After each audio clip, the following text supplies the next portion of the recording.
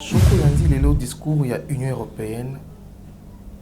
On dirait Union européenne, et puis Félix Tshisekedi Tshilombo au Congo. Il y a Liboso Belgique qui a dit que non, Bossala Toubo Longola, beaucoup préparé l'élection. Tu n'es plus la personne fiable. Il y a mis balai axe Israël, États-Unis au Rwanda. Il y a mis ça tout, ils ont des problèmes. Kabila, Félix. Pour les Européens, action Félix Azui. Il y a aucun vers les Américains. Tandis que les Américains ne financent pas vraiment la RDC. On ne gouverne pas en faiblesse. La première des choses, nous allons condamner le peuple congolais parce que nous avons cru dans la classe politique congolaise, entre autres aux FCC, aux Cash, aux Pelamuka. Parce que le vrai changement ne peut pas venir avec de tels raisonnements. Dans l'histoire du Congo, dans 2-3 semaines, s'il y a quelqu'un, une personne, où sa image à un homme crédible, c'est Martin Fayulu. La guerre qui s'est faite au Congo, ce n'est pas une guerre au hasard, ce sont des guerres bien préméditées et une guerre d'intelligence et économique. Il faut que les Congolais, avec cette classe politique, malheureusement, tu as des politiciens, tu as des commerçants politiques, des gens qui n'ont pas les soucis à petit peuple, des gens qui ne sont pas, en fait, amibalité. C'est pour dire que même ceux qui nous dirigent avec le mensonge. Dès lors que maintenant il y a des gens qui leur disent la vérité en face, nous sommes des hommes à abattre. Nous voulons un Congo nouveau où tout Congolais, à cause de l'insémobilité, à se sentir les politiques congolais au pluriel sont des escrocs. Un point barre.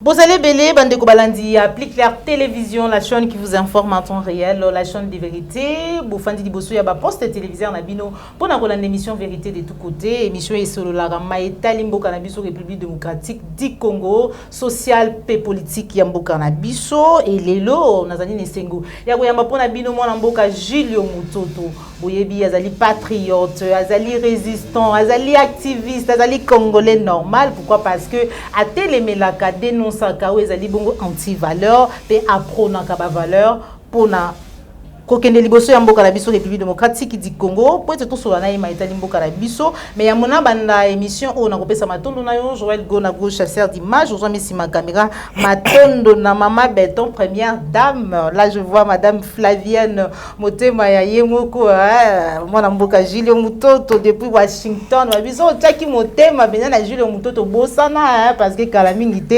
yemoko na pointe. Voilà, merci na yo, merci na ba congolais nyonso ba yebozui libaku ya kolanda biso. Sans plus tarder na kopesa mbote na invité nanga mwana mboka Julio Mutoto. Bonjour. Bonjour maman Joël, les Aïssengo, on a qui sont pour ça les quand même bien, mais sinon on a participé mbote dans la grande communauté diaspora, on a participé mbote mingi na molonga ninanga parce que les choses sont presque à la fin. Mutachaki Mutema na tali songi te maloba ekasoki mutachaki Mutema na Julio Mutoto désormais. To pas molinzambe nango parce que la Bible dit l'homme quittera son père et sa mère, s'attachera à sa femme. Et cause à l'effectif dans des garatons aux otana. Merci Ming Pena Bato Azako appuyer sur le plan spirituel, sur le plan il y a des conseils pour que Otokosala et Bakoma Biso dans le bon. D'accord. Merci beaucoup. Mon amboka Julio Mutoto pour répondre à l'invitation à Biso mais kasi mikole belé ou comment on a le sous-souté bandeko batuni vraiment mingi. Oui, toujours mon analyse pourquoi vraiment j'ai eu ce que moi je même insisté pour que dans les canaux parce que je reçois des appels papa Julio au mon analyse non Nazali.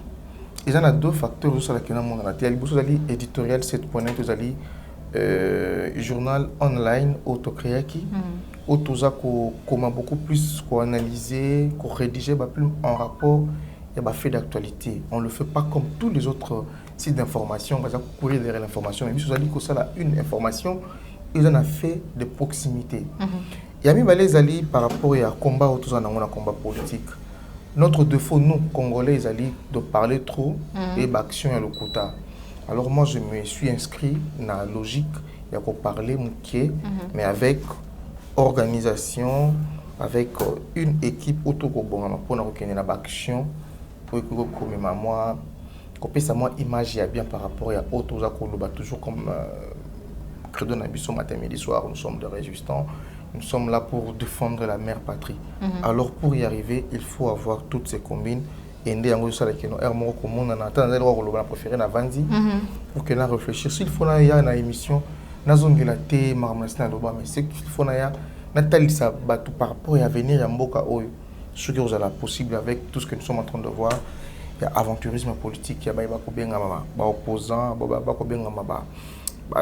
pouvoir, la société civile, la population où parfois nous avons du mal à comprendre, peut mettre rôle na biso en application tant que peuple pour s'imposer na ozali existence na biso comme destin pays na kati ya mboka Congo. Matondo mingi mwana mboka Julio Mututu tolobela maitali politique ya mboka na biso plateforme Lamuka na nzela ya coordonnateur na yango mwana mboka Martin Fayulu Madidi azwaki décision lelo wapi tomoni Jean-Pierre Bemba na Moïse Katumbi bakei balongwe topé Martin Fayulu a eu décision était balongwa Lamuka et belé ba koloba été ezali été muto ko décider parce que Lamuka ezali ya été ba mususu ba koloba été ezali bongo mibeko ezali ko tambisa Lamuka parce que boyi kozala te na kati union sacrée bozala en même temps na kati ya Lamuka mais kasi to yoki Francis Kalombo nanga munaye koloba été okendi to bolongu ya Jean-Pierre Bemba na Moïse Katumbi na kati ya Lamuka etikali ko ki vide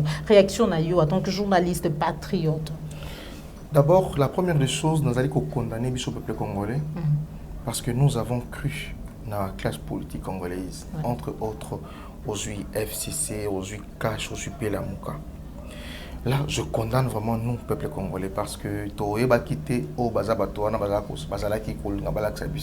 parce que le vrai changement ne peut pas venir avec de tels raisonnements.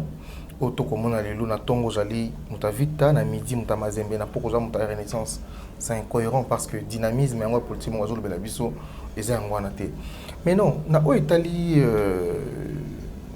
décision du président Martin Fayulu avec président Mozito Baïba Kobenga na président Katumbi na président Bemba président présidium na kati ya Lamuka maman Joël tolobela rango président Martin Fayulu kala anéoté je crois anéoté sur les canaux. Il était important à Ebakomi Bimisana Katia Likitana Bangoana. Comment ce côté na parcours il y a la Muka Tango. Moi Namboka Martin Fayulu qui n'a pouvoir dans mon bande nango. On avait du mal à comment na Bemba na Katumbi basi mettre pambe na époque pour faire avancer la Muka. Prévané, nous avons des résultats les lots PAB Kobenga Bango. Mais qu'est-ce que nous devons retenir? Nana Zamukolo la Muka. Parce qu'on nous dit toujours que nous, la Mouka est alliée au peuple congolais. Mais le peuple congolais n'a pas créé la Mouka. Nous sommes bailleurs de fonds, il y a la Mouka. Ce n'est pas nous, le peuple congolais, parce que c'est la structure de mon côté, mais c'est la Mouka. Mais la Mouka, comme étant état d'esprit, ils ont conditionné le combat politique à Martin Fayulu au peuple, ça qui est opportunité de défendre acquis à peuple. Moi, je considère la Mouka comme responsable. Et là, sur le côté de l'histoire du Congo, dans 2-3 semaines, s'il y a quelqu'un, une personne, au hasard comme ça, image à un homme crédible, c'est Martin Fayulu. Pour le moment, on a continué opposition. Parce que, bien, dans midi, oh non, Fayulu a organisé l'activité, on n'a jamais Katumbi. Union sacrée, on a fou, et mais bon, ça, c'est ce qu'on appelle les arts. Est-ce que mon amboka Julio Nakato Malobade est-ce que décision on a président Martin Fayulu ou donc coordonnateur il y a la Muka ezalité parce que le long de biso surtout comme on a état union sacrée kotambola est-ce que ezalité que non au cas où ba bimi kuna teto ba se retrouver kuna te ba koka vraiment kozonga na kati ya la Muka te poto yebi ba politique ndenge ezalaka ba ko kende melobi ba koya na raison moko boye na ba justification moko comme ba mesana ko di peuple ba ye bazongi sou na kati ya la Muka te po ete bazonga te azui décision. Si ça tenait qu'à mon appel sa présent Martin Fayulu conseil, la première des choses, Ngen Naïb Saï Abou Malamuka, au Bazaki ensemble dans Bakatumbi. A créé par exemple la majorité silencieuse populaire, où ils allaient une partie à structure autosali, pourquoi pas te créer structure moko où ils ont ba idée moko ya sika. Tout ce qui est vérité des gens c'est tout ce qui est accompagnement il y a la muka na kati ya gouvernement ya Félix et Koyanase. Bobandi avec des données nouvelles. Il y a Oizali, comme nous les connaissons. Prenons par exemple Marambo Italie. Tu peux imaginer que Nambo Kanabiso au Congo, selon ce qu'a dit mon grand frère Ados Ndombasi, que le Congo, plus de 50% ma belle ce sont des questions majeures qui pèsent sur le Congo. Vous avez imaginer que sur le plan Karakara, il y a Vikaraboye. Nous avons du mal, il y a comme la maille Oiza limpide, maille Oiza bien pour la bande nabiso. Et lorsque on met les mailles ya au pur ou ya pas maille nabiso ya regidizo, tu to comme à 15 heures déjà déjà na 1000. To comme à 21 heures déjà déjà na hémorroïde. Tu to comme à 22 heures déjà au lieu qu'on a dendo. Tu comme à 23 heures ngungia betio malaria. Au lamuki ya kokufa. Le fait que la classe politique n'est même pas en mesure, il y a qu'à trouver des solutions aux questions Mike, ça démontre à suffisance que déjà, les Congo est mal parti encore une fois.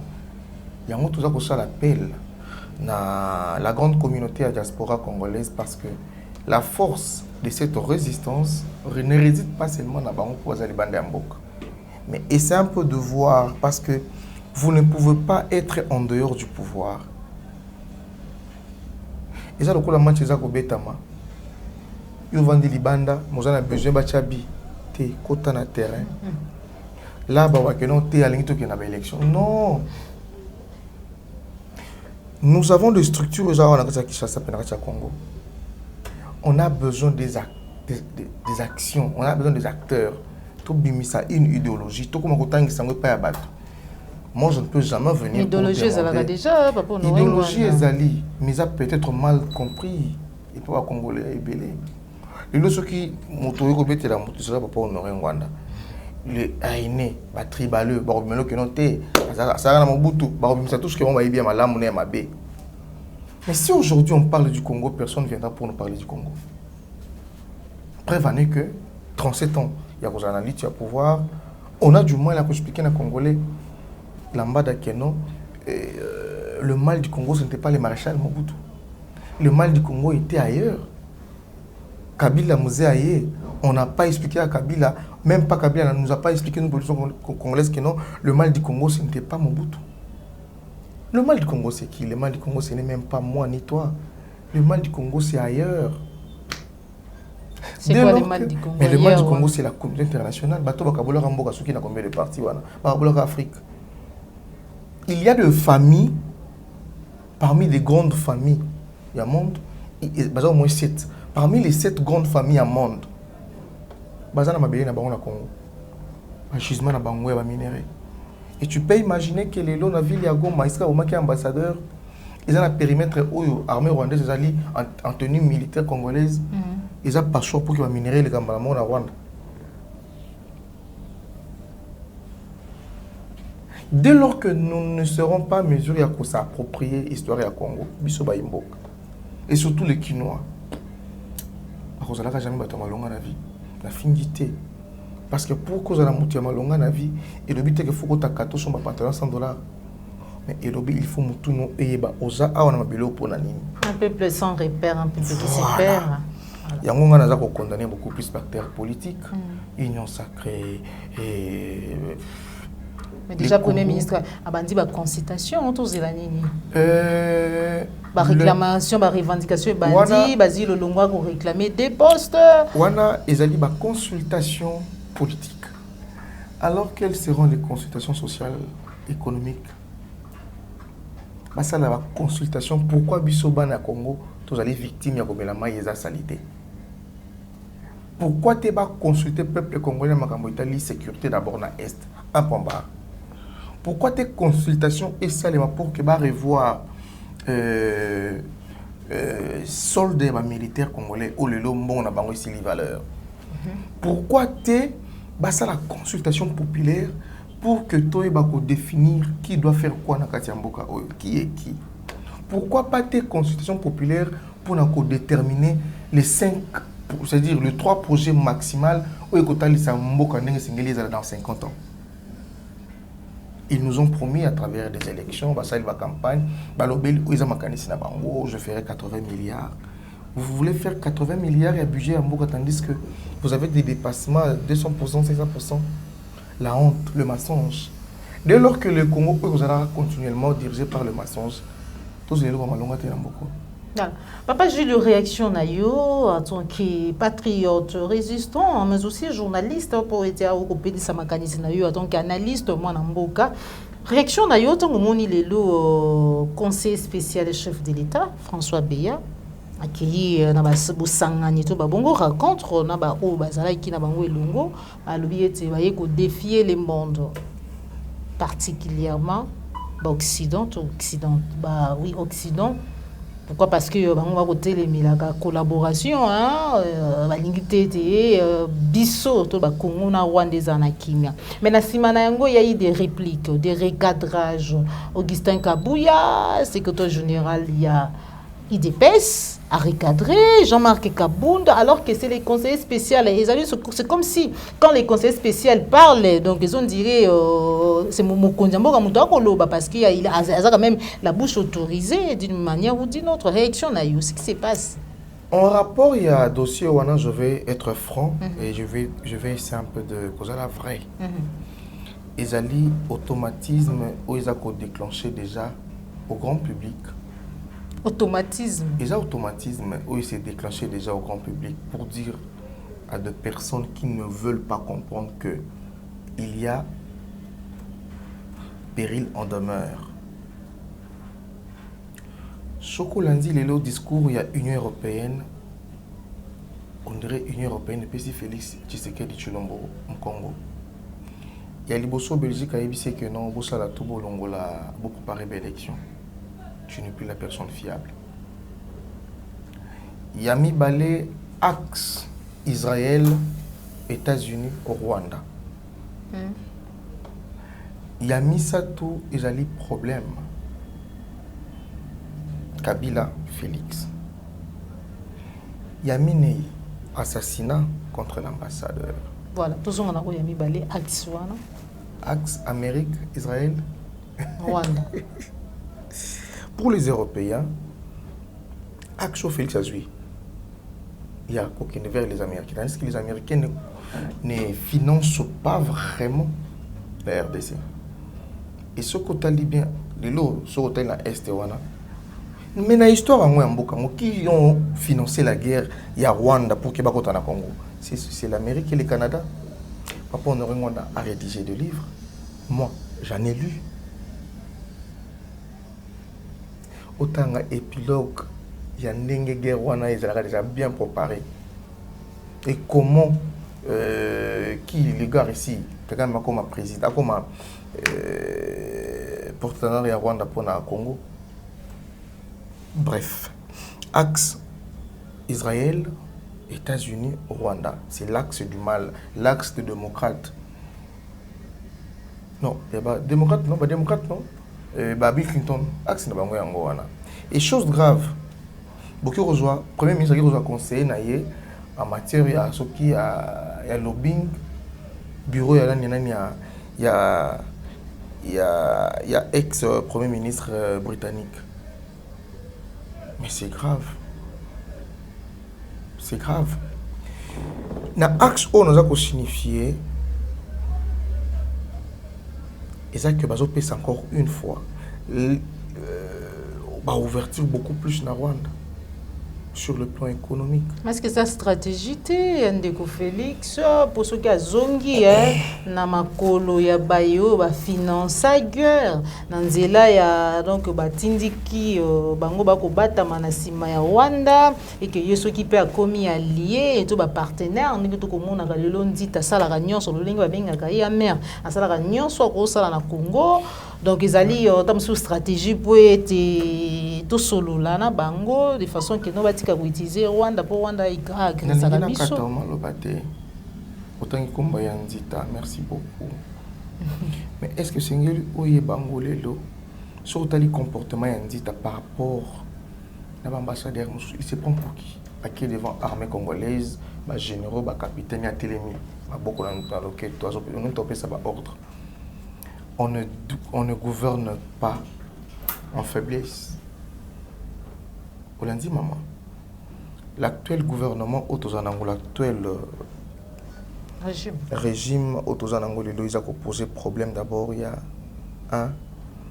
le chef de l'État, le président de la République, Félix Antoine Tshisekedi Tshilombo. Kambanaye, le peuple congolais va aussi payer la majorité. Va aussi payer comment? Parce que tu as eu le temps de compromettre. Tel le discours il y a l'année après lui ambassadeur. Qu'est-ce que les Français ont dit? La TV5, la France 24, RFI. Ils ont vite allé recourir à Fayoul pour dire que non, il avait gagné, va reconnaître en haut. Mais est-ce que c'est le moment qu'on va reconnaître en haut? Ou ce n'était pas le temps où on va donner, on va besoin de reconnaître en haut? Mais en fait, la guerre qui s'est faite au Congo, ce n'est pas une guerre au hasard. Ce sont des guerres bien préméditées et une guerre d'intelligence et économique.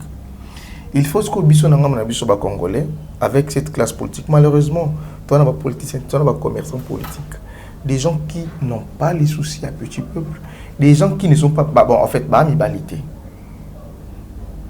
Lorsque je dis amibalité, c'est-à-dire, Nanda Kunanga, vous ne me donnerez pas des ordres parce que nous avons la rose à mon côté. Le jour où nous aurons un président Oyo Azana, discours que je la population. Moi, je me disais, Félix pouvait avoir tout ce qu'il a comme partenaire Nazana Bango, mais à trouver les populations congolaises pour solution dans l'Italie, sécurité. Besoin primaire aux populations en besoin. Mais apparemment, c'est tout ça là, hein, l'Obelango Penzate, la consultation, l'union sacrée, oui. Discours des amants que Zara Kabila, non? Au bateau que la bichot, c'est Kabila a volé, Kabila a fait ceci, et puis Kofinga Fayoul. À quand ils vont nous parler la création de l'emploi, il y a des jeunes. À quand ils vont nous parler l'augmentation, il y a la construction, il y a des centres hospitaliers. À quand ils vont nous parler la création de nouvelles richesses pour que les gens bossent dans la minerai. Maman, na Goma. Non, je crois que ce n'est pas Goma. Goma Bukavu. Ngomba Mounene, tu vas découvrir que tu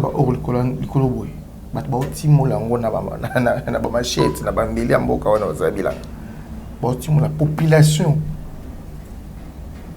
Et c'est ce Congo-là que nous ne sommes pas mesures de protéger. Désormais, je lance un message dans la diaspora. Si vous avez un Congo, botika kotangisa bana bakour ya français belé. Bana basala journalisme ko biso botika. Bana basala droit batika. Bana basala économie batika. Ponani. Maman. Bakende kotangi la géologie pétrolière, géologie minière. Ndekuna Congo lobizali. En restant que mania pétrole et gaz. Parce que eloko singelo yebana uniquine. Filière on ezali mais bato ba otango eza bisoté bango wana.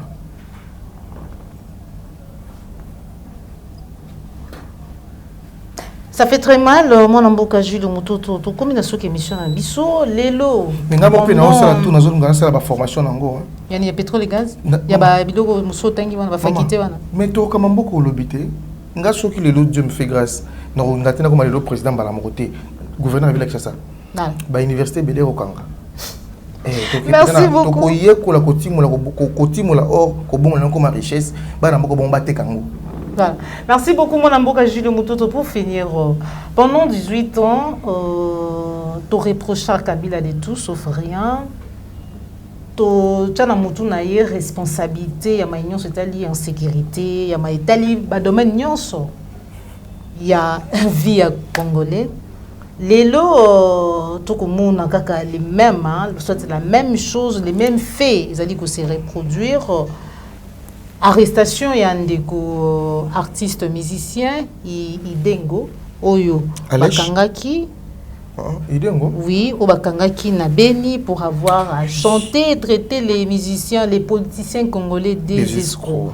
Mais Fayoul azali pe moko ya ba politicien congolais o pe azali mo santu te ba to ba ko reprocher pe na makambo ebele mais tout moni makambo to déplorer ki lobby oyo biso na bandeko Félix IDPS na ba to nyo bazali na kati ya union sacrée lelo to zaki ko déplorer na sous régime ya Kabila mais lelo ndeko wana azali arrêté pour avoir chanté pour azali mo alanga nzembo apa ayemba kaka a dénoncer kaka na nzela ya loyembo mais le temps ba kangi to ko banini liberté d'esprit pression, ezali, tout. Non, tu sais, dans un pays comme le nôtre, là où le mensonge n'est pas toke musika vana sisa na pe sa réponse.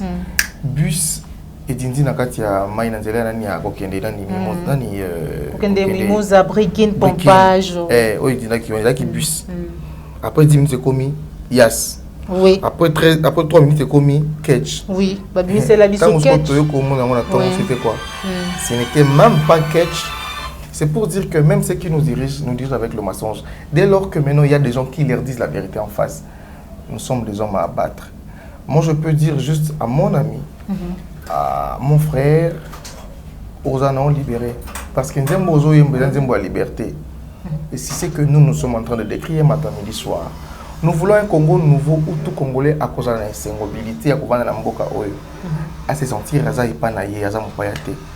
et dès lors que tu as reçu le Lokoana, et tu as reçu tu as un combat moussous, tu as combat Nzala. Après que tu as combat Nzala, tu continues à combat pour ça la fusée.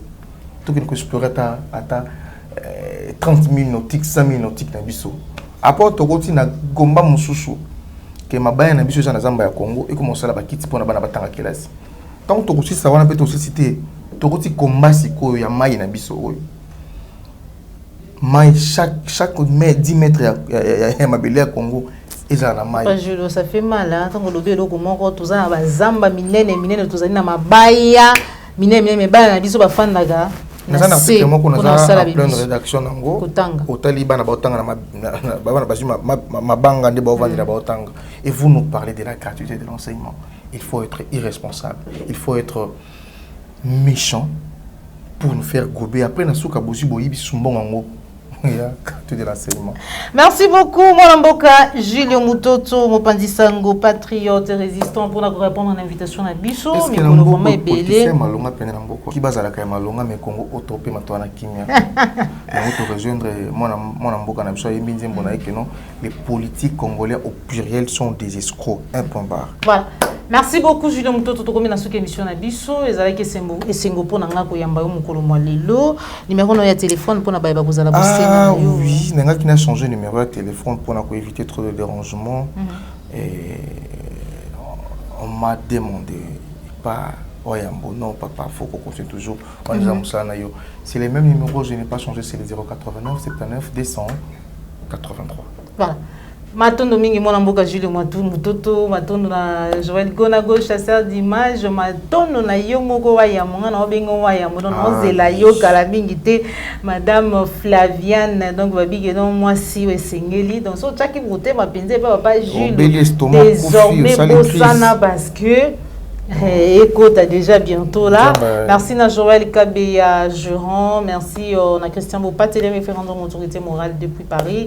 Merci à Jean Mbembe West, ceux qui ont fait une émission Oyo, de partager yango, liker yango, ceux qui ont allé mbala liboso landa biso ko bosanate, ko s'abonner na katia la chambre de vérité. Pour cela que belé ba bolanda ki biso na katia Kinshasa, pays République démocratique du Congo en général, botika la malamu, tukutani bongo malasima au revoir.